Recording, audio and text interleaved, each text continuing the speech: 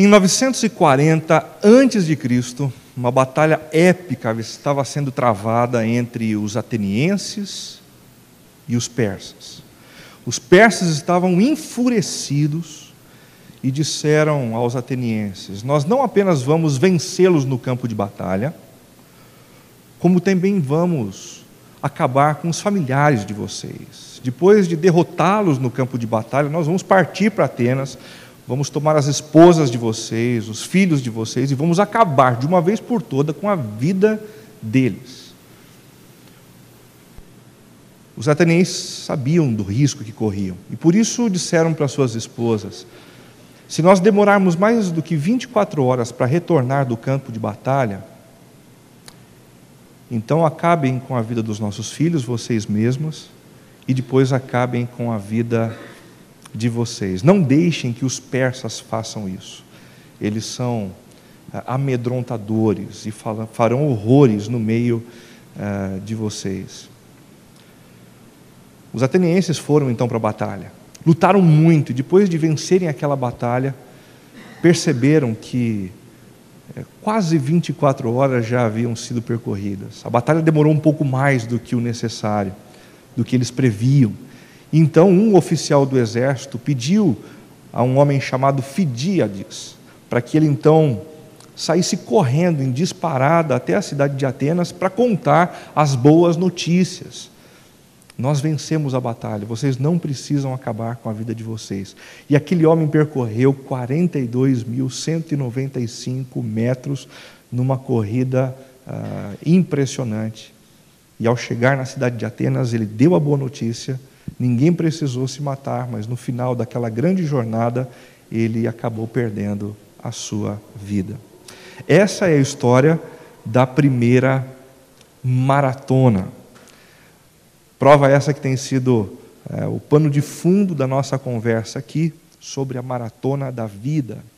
Por ser uma prova longa e requerer muita estratégia, a maratona tem sido usada como metáfora para a própria vida.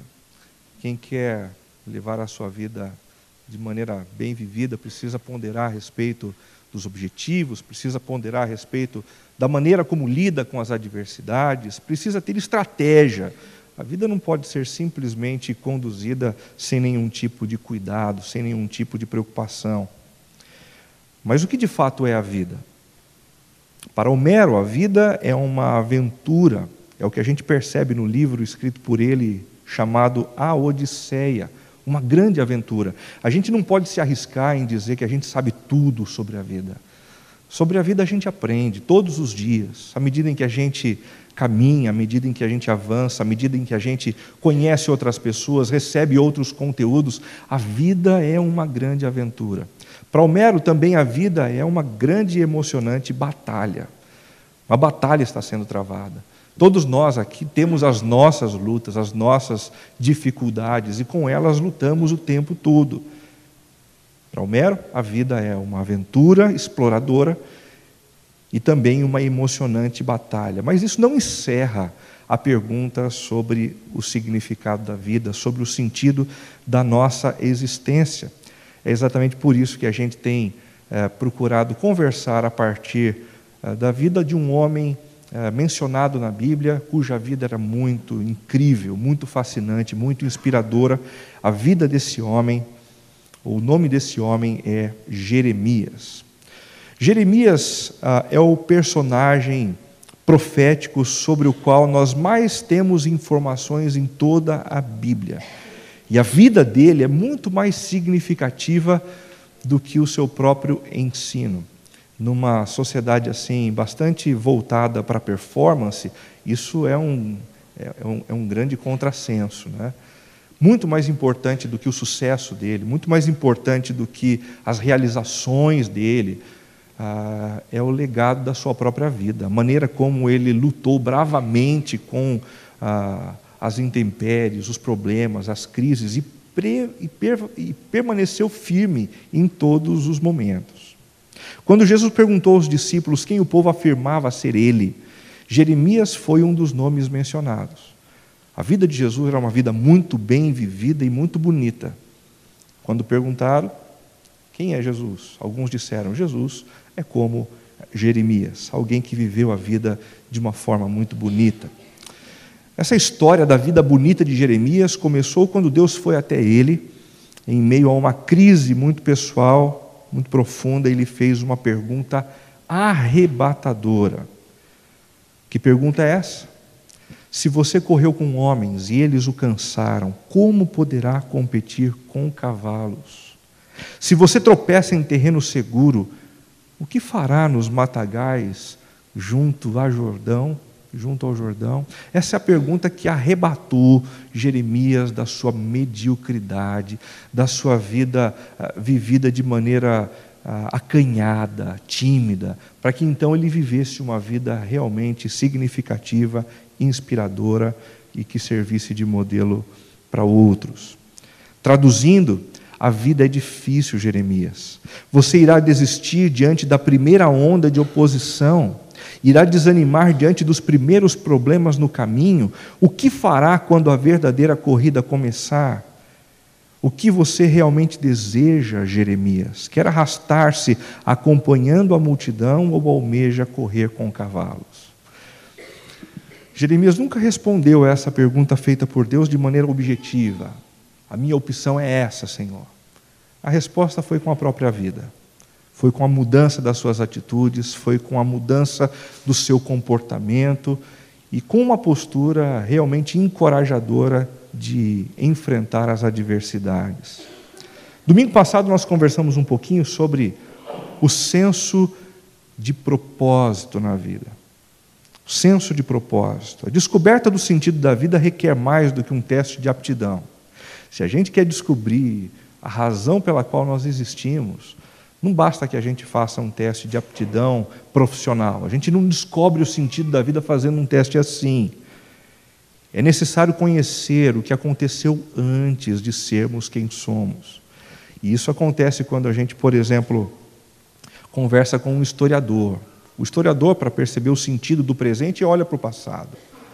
Isso acontece também quando alguém procura um psicólogo, tentando entender algumas reações e sentimentos do presente. Ele logo se volta para o passado para tentar entender o que aconteceu antes, a fim de que os sentimentos e posturas do presente sejam justificados.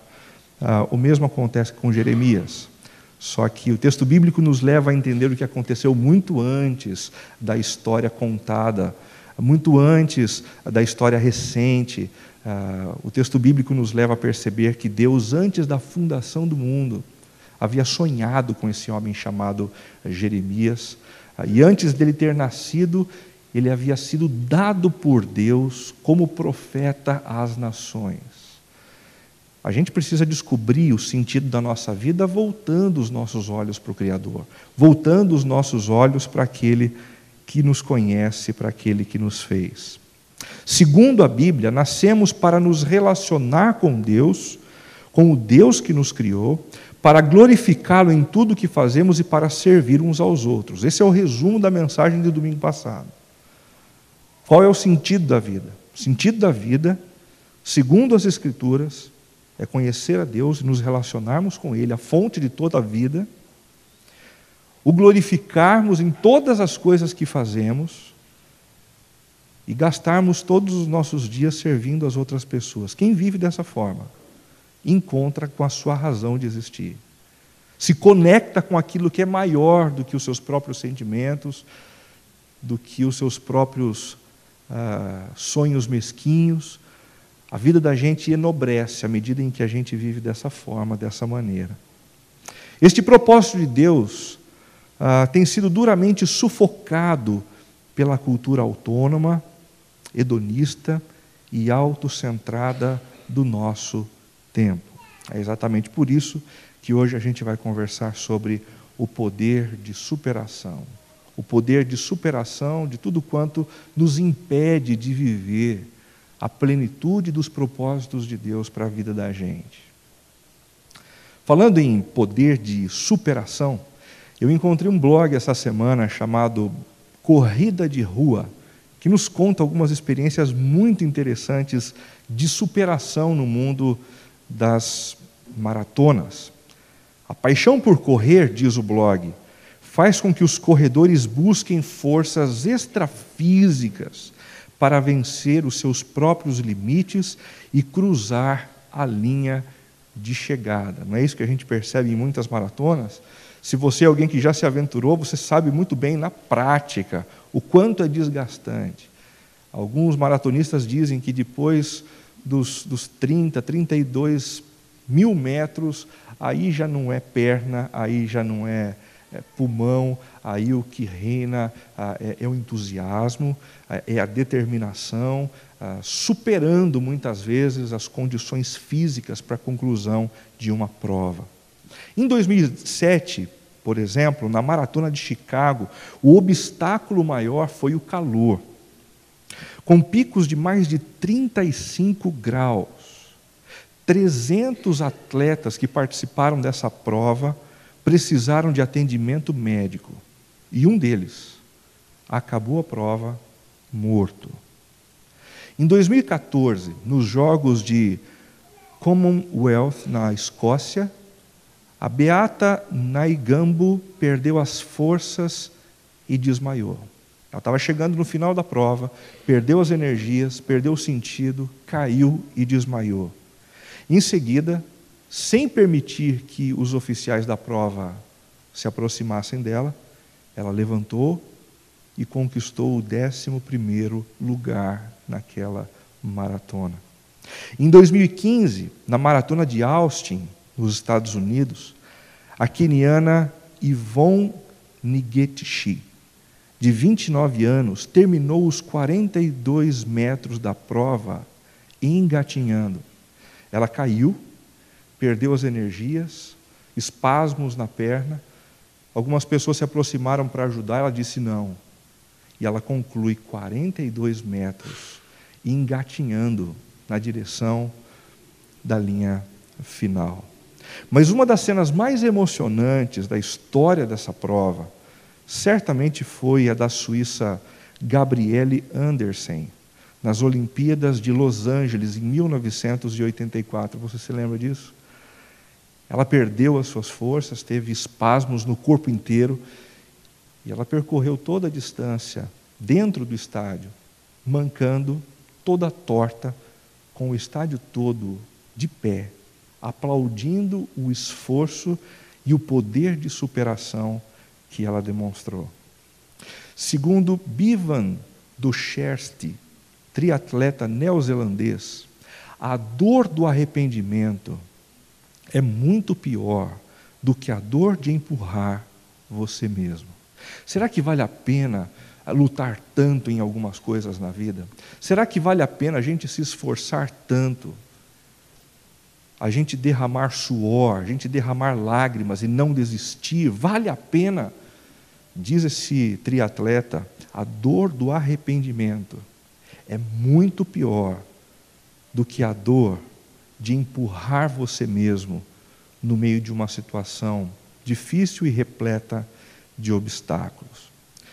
A nossa cultura é uma cultura de desistência. A nossa cultura é uma cultura que nos impele a abrirmos mão dos desafios da vida e a entregarmos os pontos ao menor sinal de problemas e ao menor sinal de adversidades. A cada dia abrimos mão mais rápido das nossas amizades. Você já percebeu isso? Basta que uma decepção surja, basta que um problema aconteça na relação entre a gente e uma outra pessoa, e então a gente rompe, a gente corta o contato, a gente deixa de acreditar, a gente não se encontra mais. Como as nossas amizades têm estado descartáveis no tempo da gente, não é verdade? A cada dia também abrimos mão muito rápido das nossas relações conjugais. Eu li uma reportagem ao longo dos últimos dias que afirma que 56% dos divórcios, dos casamentos do nosso país que acabam em divórcio, eles não chegam nem a 15 anos. Nem a 15 anos. De 1 a 4 anos, 19% dos casamentos acabam. Ou seja, ao primeiro sinal de adversidade, ao primeiro sinal de problema, ao primeiro sinal de que existe algo a ser superado, as pessoas desistem. E desistem muito rapidamente. Existe muita gente também desistindo e abrindo mão rapidamente da educação dos seus filhos. Pode parecer uma afirmação meio forte, chocante, mas é isso que tem acontecido. Não que os pais desistam de ter os filhos, abrindo mão deles, mas desistem de educá-los. Chegam à conclusão de que não dão conta, de que não têm forças, de que não têm recursos, então deixam o filho a Deus dará. A sorte do seu comportamento, a sorte da sua personalidade e assim por diante. Existem muitas pessoas que também abrem mão da quitação das suas dívidas. Tentaram uma vez, tentaram duas, tentaram três. Quer saber de uma coisa? Eu não vou mais lutar contra esse problema. Não vou mais lutar. E por não lutarem mais, acabam se endividando cada vez mais e tornando a vida cada vez mais difícil, mais amarga. Também do desenvolvimento espiritual. Tem gente que começou bem intencionado. Eu vou lutar, eu vou tentar me aproximar do Senhor, eu vou tentar ler a Bíblia até o fim.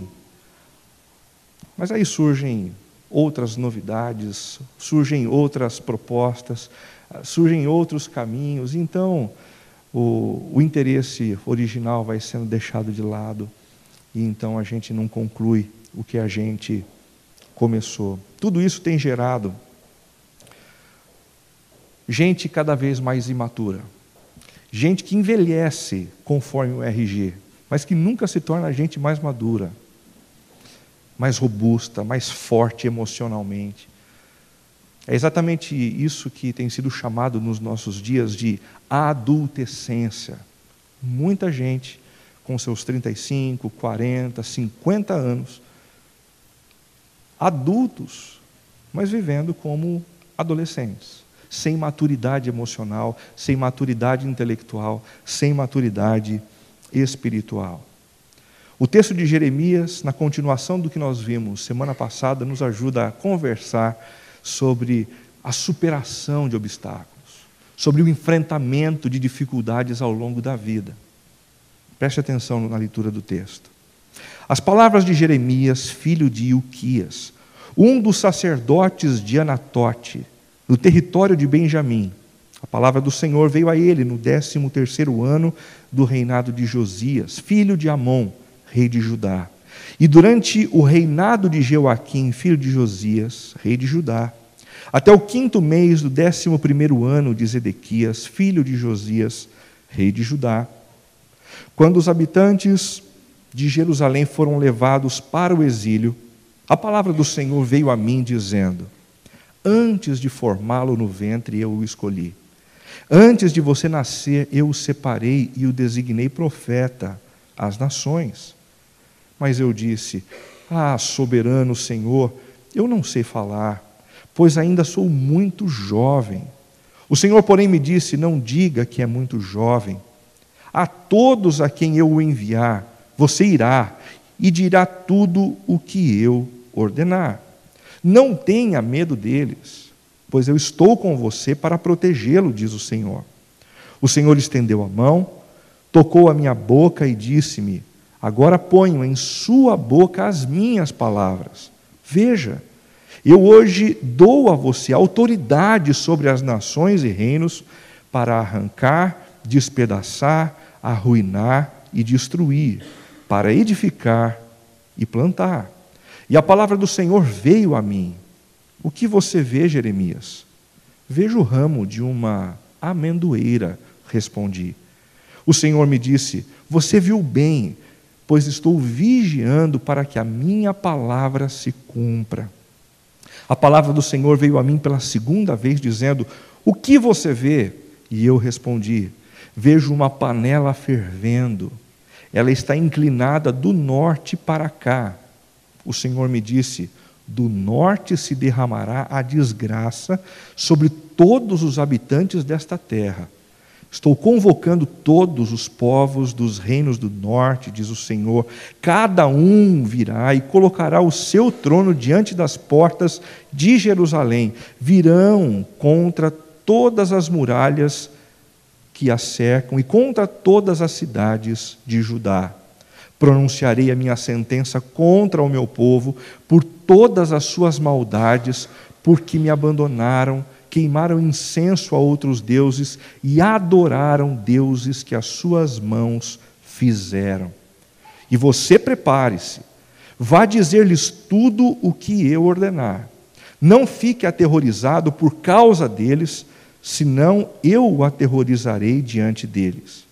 E hoje eu faço de você uma cidade fortificada, uma coluna de ferro e um muro de bronze contra toda a terra, contra os reis de Judá, seus oficiais, seus sacerdotes e o povo da terra. Eles lutarão contra você, mas não o vencerão, pois eu estou com você e o protegerei, diz o Senhor. Esse capítulo 1 é chamado de o capítulo do chamamento de Jeremias como sendo um profeta do Senhor. O que é a essência e o ofício de um profeta? O que um profeta, na verdade, é? O profeta é aquele que vê o que nem todos veem. É aquele que enxerga o que não é óbvio, o que a gente não consegue apalpar, mas que é importante, real e estabelece a realidade maior sobre todas as coisas. Primeiramente, um profeta vê que Deus existe, que Deus está vivo e que Ele está ativo no planeta.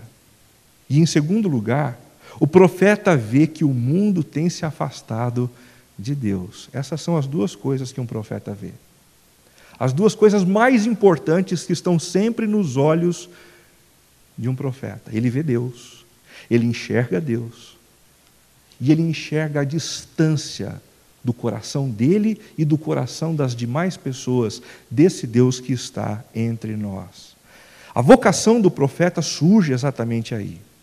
A vocação dele é convocar as pessoas a se voltarem novamente a Deus, a fim de se relacionarem com Ele e constantemente se tornarem pessoas que vivem uma vida melhor, pessoas mais humanas, conforme o que Deus mesmo previu desde o momento da nossa criação. Essa é a vocação de um profeta. Portanto, ser um profeta, sem dúvida alguma, é uma vocação especial. É uma vocação bonita. É uma vocação que conecta pessoas completamente avessas a Deus com o Senhor que as criou. Isso traz sentido para a vida das pessoas. O Dr. Eugene Peterson, falando a respeito disso, afirma o seguinte: um profeta leva as pessoas a conhecer a Deus, quem Ele é, as suas características, as suas palavras, as suas ações. Ele nos desperta de nossa sonolência, ou de nossa sonolenta complacência, de modo a enxergarmos o atordoante drama que é a nossa existência, empurrando-nos para o palco, a fim de que desempenhemos os nossos papéis. Não há dúvida nenhuma, diante disso, de que o papel de um profeta é um papel muito bonito, é um papel muito especial. É um papel que gera benefício objetivo na vida de muita gente. Eu mesmo já fui alvo desse trabalho profético por parte de muita gente. Quantas não foram as vezes em que eu ouvi uma mensagem e aquilo calou fundo no meu coração, aquilo repaginou a minha história, mudou os rumos da minha vida, da minha existência. Eu me lembro de uma série que eu participei em Campinas, ouvindo o pastor Ricardo Agreste pregar, falando a respeito do sentido da vida. Como aquela série mudou a maneira de eu mesmo enxergar a minha vida, enxergar os meus desafios. Aquilo me arrebentou e me recriou de dentro para fora. Mas ser um profeta não é apenas uma vocação especial. Ser um profeta também é uma vocação muito inglória. E você sabe por quê? O mesmo Dr. Eugene Peterson diz o seguinte: o profeta suscita a nossa ira, ao rejeitar nossos eufemismos, revelar nossos disfarces e então trazendo à tona nossos atos mais cruéis e motivos egoístas, exibindo-os onde todos possam vê-los. Por conta da natureza do seu próprio ofício, quando um profeta fala, ele muitas vezes cria inimigos. Porque ele toca em áreas da vida das pessoas e essas pessoas não estão muito interessadas em conversar sobre esses assuntos, a rever algumas posturas. Um profeta não é muito bom para fazer amigos, não. Normalmente ele cria muita inimizade. É isso que acontece com muitos dos profetas que a gente tem na Bíblia. Eu me lembro, alguns anos atrás, num dos encontros com o pastor David Nicholas, pastor fundador da Spanish River Church, ele disse assim para mim: Renato, você é muito relacional, hein?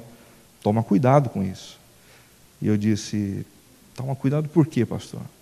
Ele disse: você não foi chamado para fazer amigos. Eu disse: espera um pouquinho, como assim?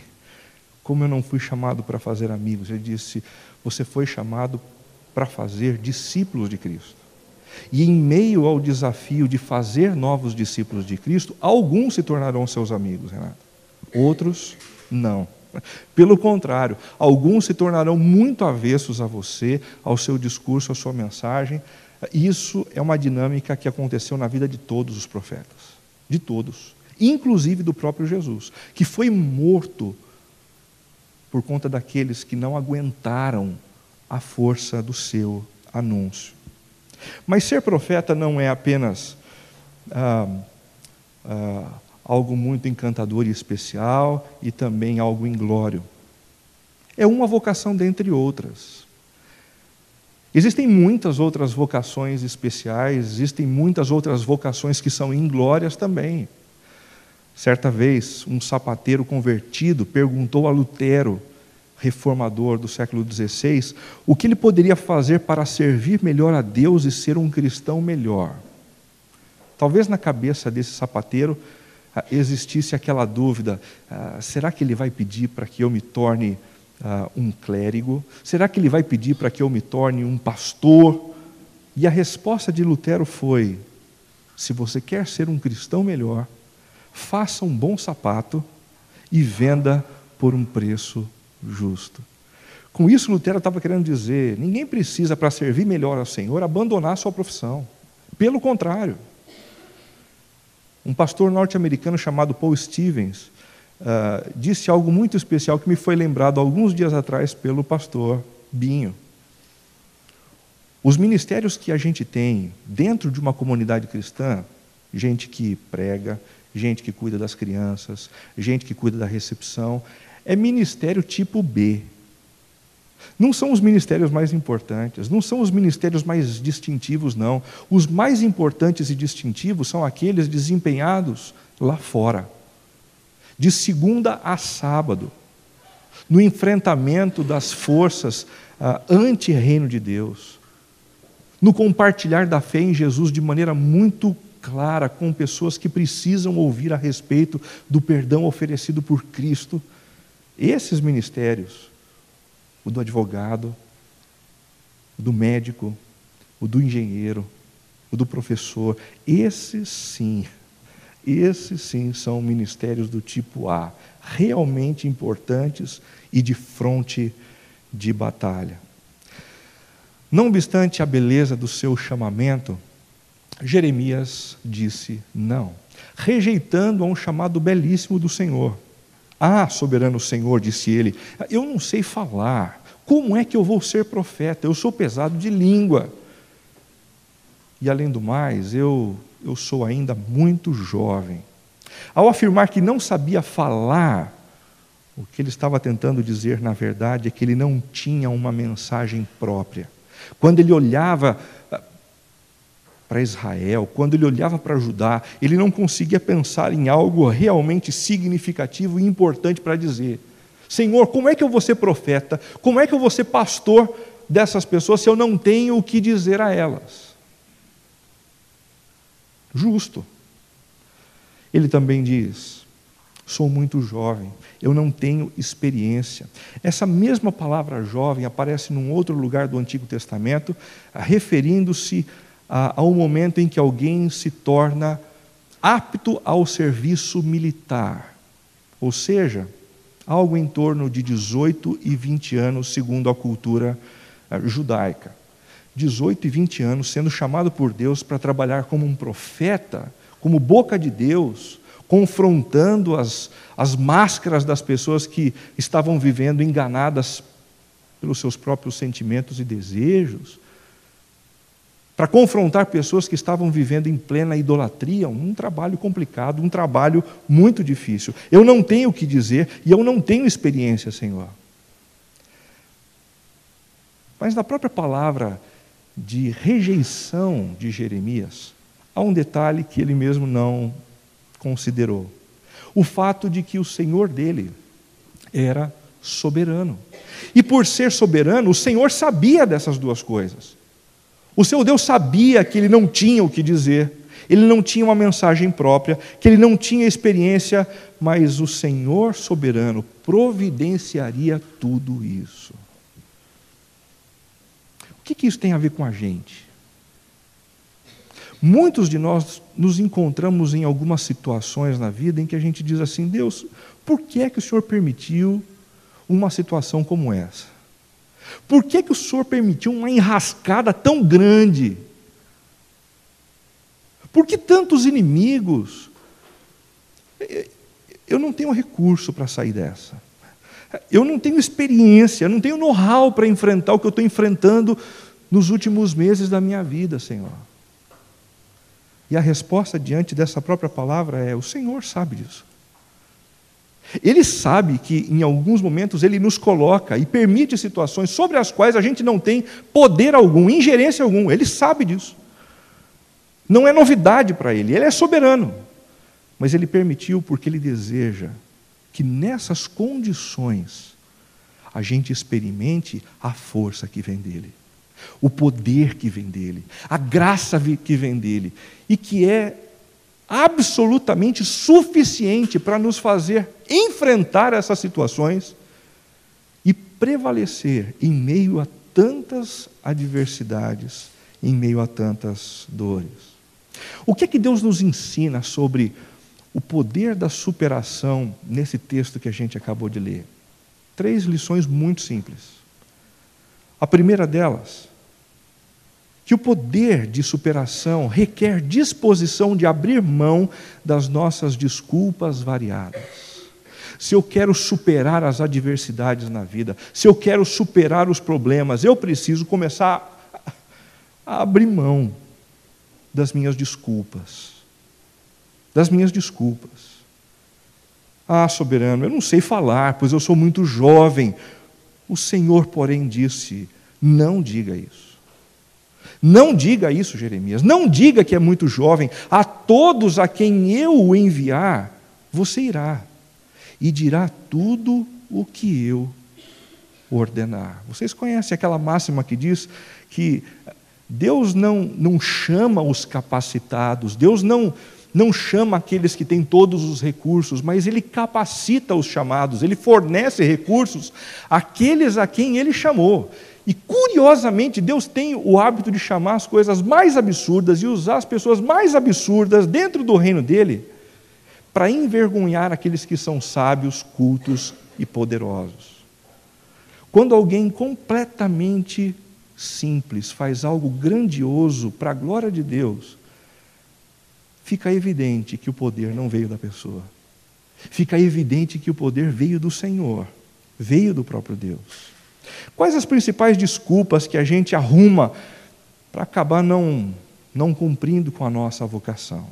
A primeira delas: Senhor, eu não tenho nenhuma habilidade. Eu não consigo lidar com essa crise conjugal, não. Eu não consigo educar o meu filho. Senhor, o Senhor me colocou nessa, nem estava nos meus planos. Eu não tenho habilidade. Eu não tenho recursos. Eu já fiz de tudo que poderia ter feito. Essa é uma outra maneira da gente se desculpar. Eu já fiz de tudo. De tudo mesmo. Você já fez de tudo para salvar o seu relacionamento? Você já fez de tudo para tentar reatar aquela amizade que foi perdida há algum tempo atrás? Você já fez de tudo para tentar manter a paz no seu ambiente de trabalho? De tudo, é isso mesmo?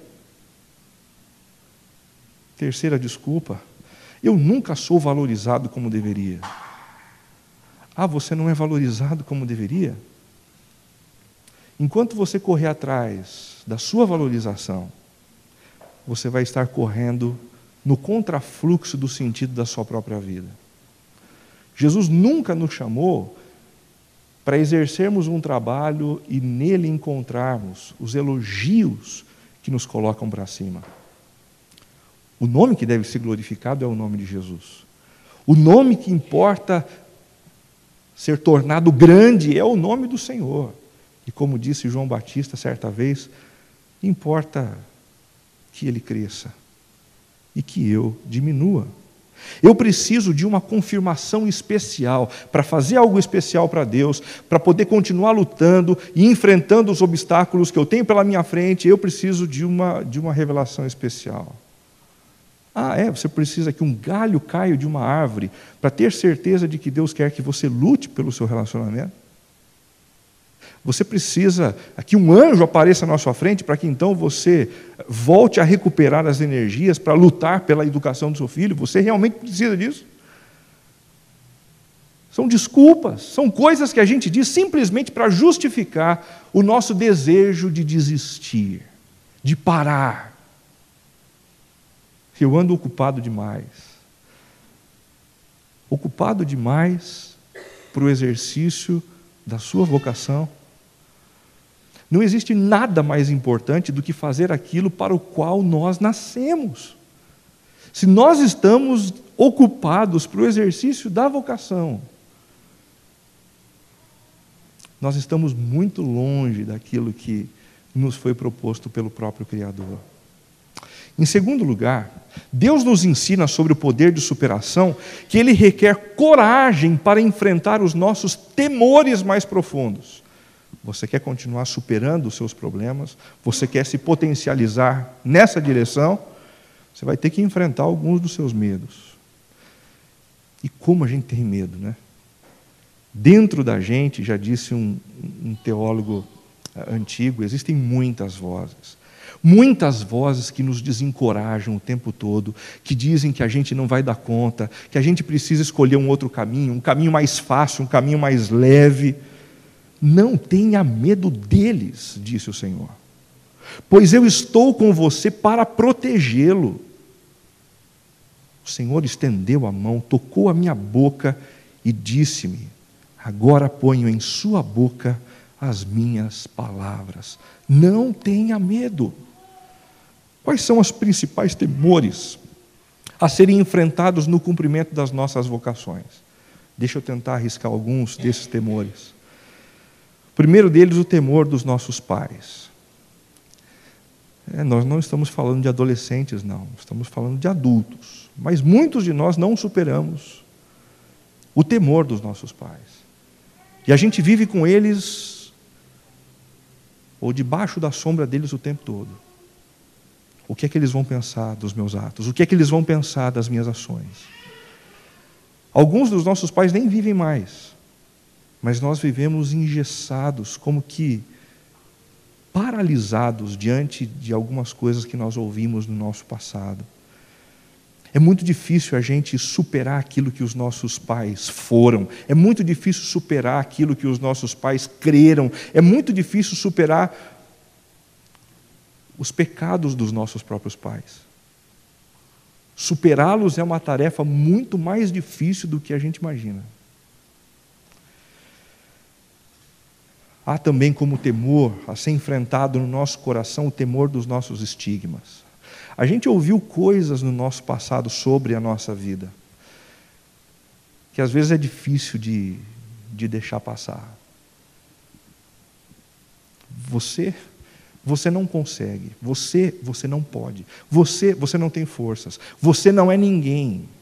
Algumas dessas palavras ficam ecoando aqui dentro, causando prejuízos enormes na nossa vida. Você é uma dessas pessoas. Algumas dessas palavras têm te encerrado no presente, impedindo que você continue avançando. Há também o temor dos nossos fracassos. É duro demais quando a gente fracassa uma vez. Aí, quando a gente aparece diante de uma mesma possibilidade, a gente teme, porque como é que eu vou viver com esse scout de 2 fracassos na mesma área? Já me separei uma vez, como é que eu vou entrar numa nova relação conjugal? Que loucura! E se eu fracassar novamente? Eu vou conseguir lidar com isso? A gente também precisa lidar com o temor dos nossos inimigos. Com o temor dos nossos inimigos. Muita gente aqui já foi prejudicada e duramente prejudicada por outras pessoas. Eu fui duramente prejudicado por algumas pessoas em 2014. Algumas pessoas que foram para a internet e colocaram algumas bobagens sobre mim. E eu olhava para aquilo tudo e falava, meu Deus, da onde vem tanto ânimo, da onde vem tanta animosidade para alguém escrever isso? Então a gente, sempre que vai encontrando outras pessoas parecidas, a gente começa a temer. E a gente começa a ter dificuldade de confiar. A gente começa a ter dificuldade de contar da nossa vida, a se abrir. O temor das nossas fraquezas.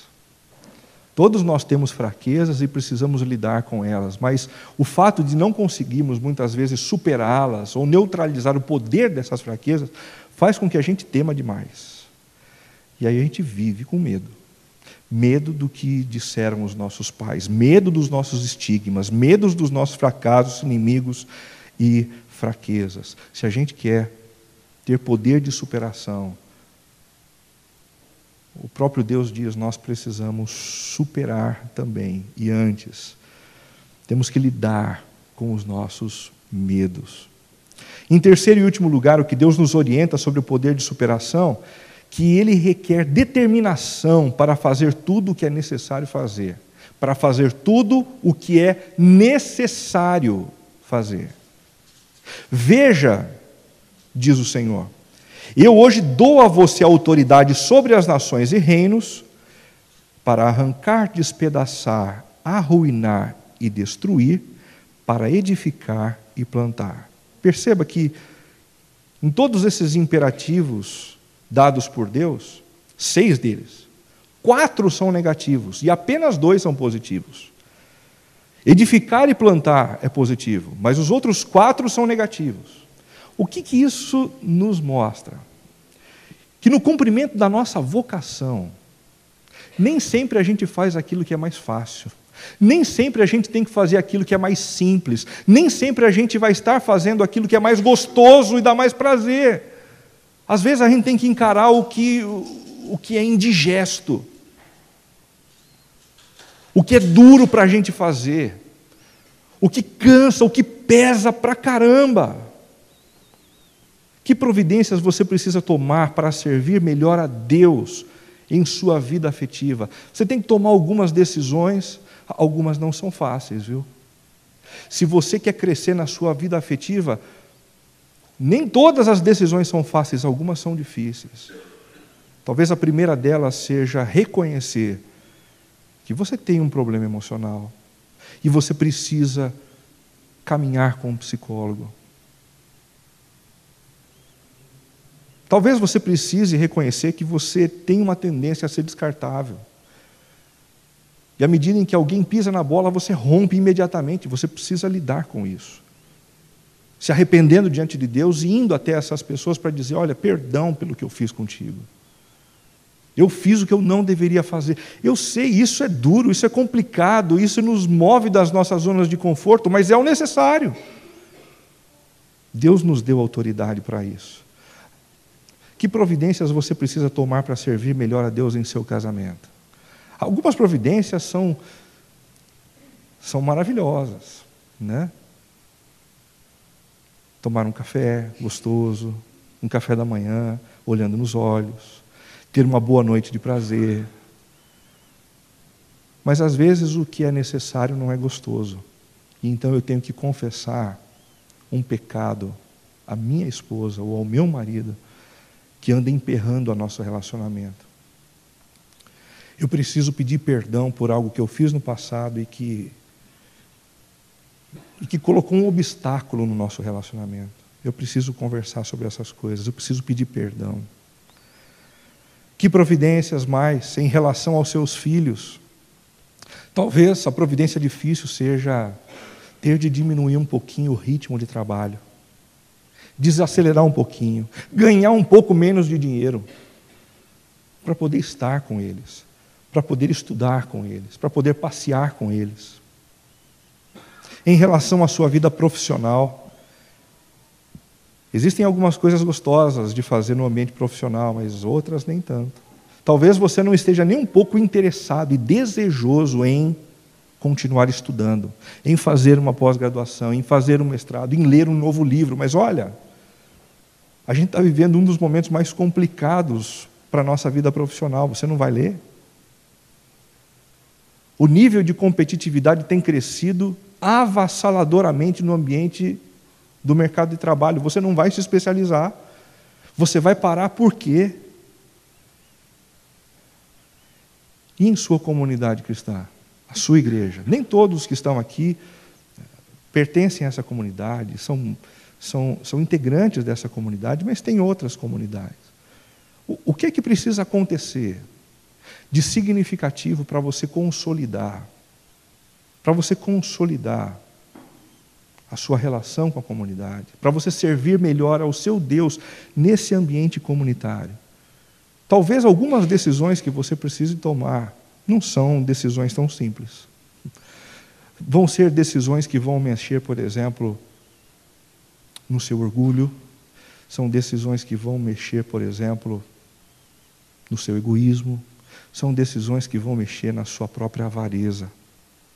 Mas elas são necessárias, elas são importantes, e o Senhor nos deu autoridade para darmos esses passos. Como Deus consolidou o poder de superação na vida de Neemias? No final do capítulo 1, Deus oferece 2 visões para Jeremias, a fim de que essas 2 visões servissem como um verdadeiro suporte para a superação constante das adversidades. Em primeiro lugar, a visão do ramo da amendoeira. Vejam comigo os versos 11 e 12. E a palavra do Senhor veio a mim. O que você vê, Jeremias? Vejo o ramo de uma amendoeira, respondi. O Senhor me disse, você viu bem, pois estou vigiando para que a minha palavra se cumpra. Estou vigiando para que a minha palavra se cumpra. A gente precisa entender melhor essa visão para tirar proveito dela também, não é verdade? A amendoeira é uma das primeiras árvores a florescer em toda a região da Palestina. Quando ainda a terra sofre o poder das geadas do inverno, as amendoeiras começam gradativamente a florescer, antes mesmo que as suas folhas cresçam. E isso faz com que uma paisagem muito bonita anteceda a primavera. A paisagem branca das amendoeiras que prenunciam a chegada da primavera. Da mesma forma, ou dessa forma, o Senhor procurou lembrar Jeremias. Todas as vezes em que você vir essa paisagem, lembre-se, as minhas promessas serão cumpridas na sua vida. Nunca vai faltar palavra para você, profeta. Nunca vai faltar palavra para você. Eu sempre darei para você os recursos que você necessita. E isso nos ensina uma coisa muito importante. Deus não prometeu a Jeremias sucesso.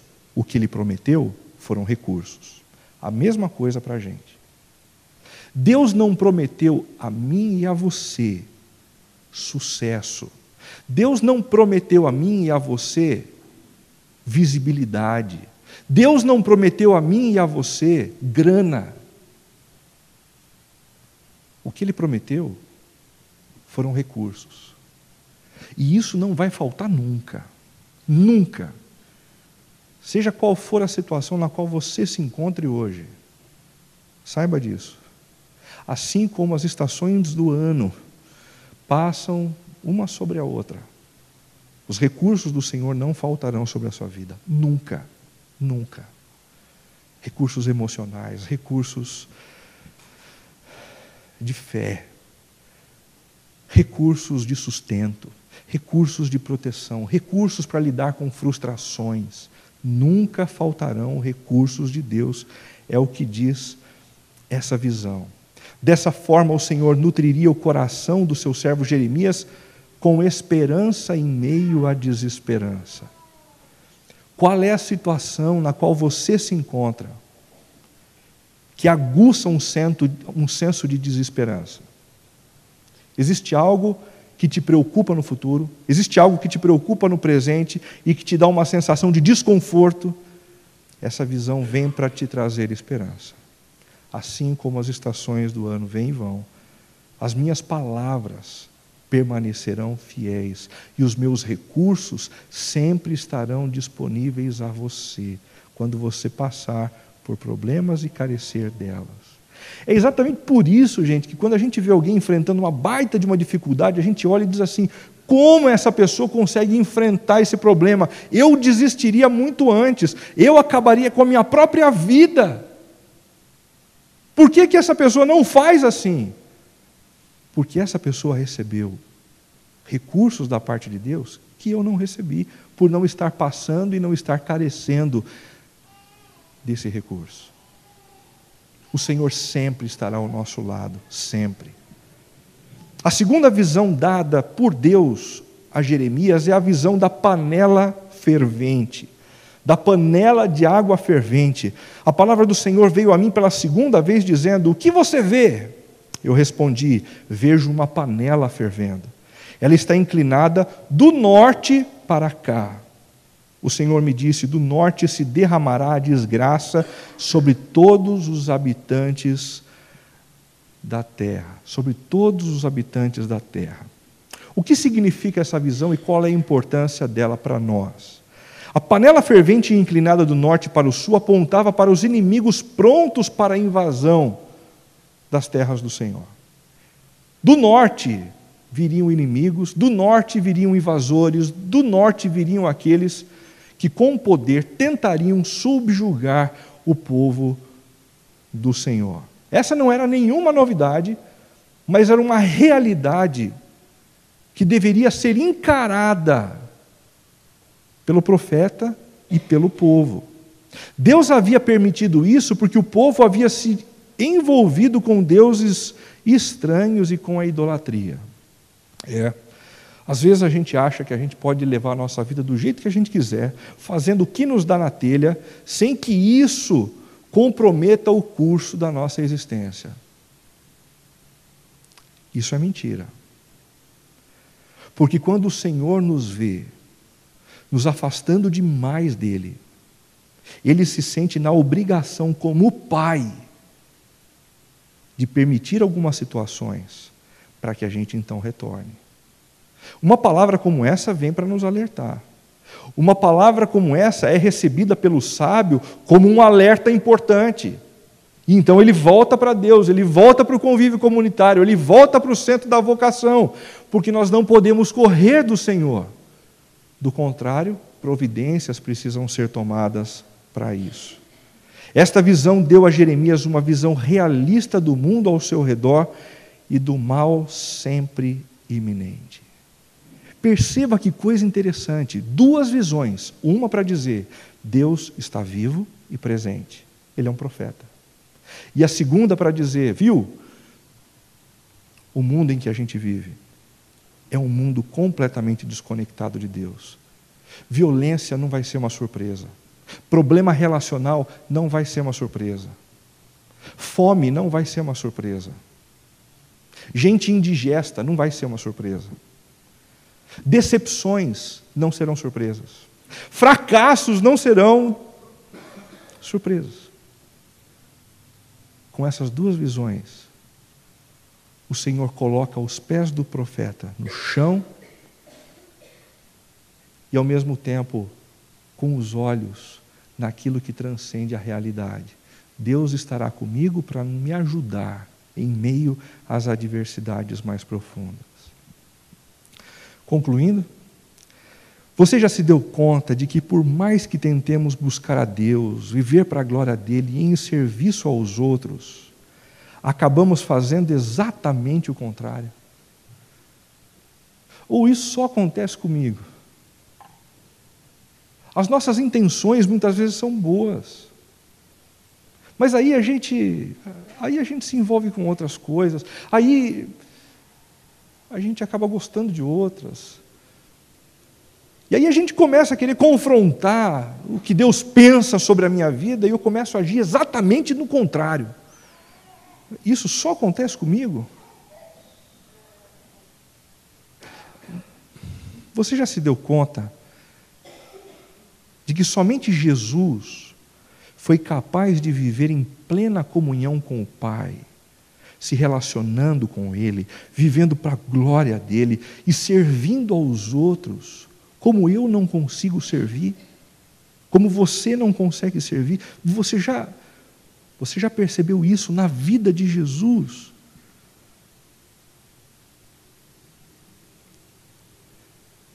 Em terceiro lugar, você já se deu conta de que um dia, o Jesus inocente, que não deveria morrer porque ele não tinha pecados, assumiu o nosso lugar na cruz do Calvário, morrendo a nossa morte, a fim de nos conceder perdão e vida eterna. O que me constrange quando eu olho para a cruz de Jesus, não é o fato de um homem ter morrido. Muita gente morre o tempo todo. O que me constrange ao olhar para a cruz de Jesus é que quem morreu naquele lugar não deveria ter morrido ali. Ele não tinha motivos para ser morto ali. Ele tinha plena intimidade com o Pai. Ele viveu todos os seus dias para a glória do Pai. E ele servia as pessoas como se isso fosse o próprio oxigênio para ele viver. Mas ele morreu naquele lugar por mim. Ele morreu naquele lugar por você. E foi exatamente aquele sacrifício que trouxe o perdão que está hoje disponível a mim e a você. Por último, você já se deu conta de que o poder de superação, do qual tanto necessitamos, só pode vir de Jesus, aquele que superou o maior de todos os obstáculos. Jesus foi o único que superou a própria morte. E se tem alguém que tem poder suficiente para nos levar a superar a adversidade que temos enfrentado, esse alguém é Jesus. Não existe nenhum problema ou nenhum obstáculo pelo qual nós passemos que Jesus não tenha força ou graça suficiente para nos dar, a fim de que nós enfrentemos essa situação. Busque esse poder aos pés de Jesus. Busque esse poder aos pés de Jesus. Busque esse poder aos pés de Jesus. Vamos fazer isso agora? Feche os teus olhos.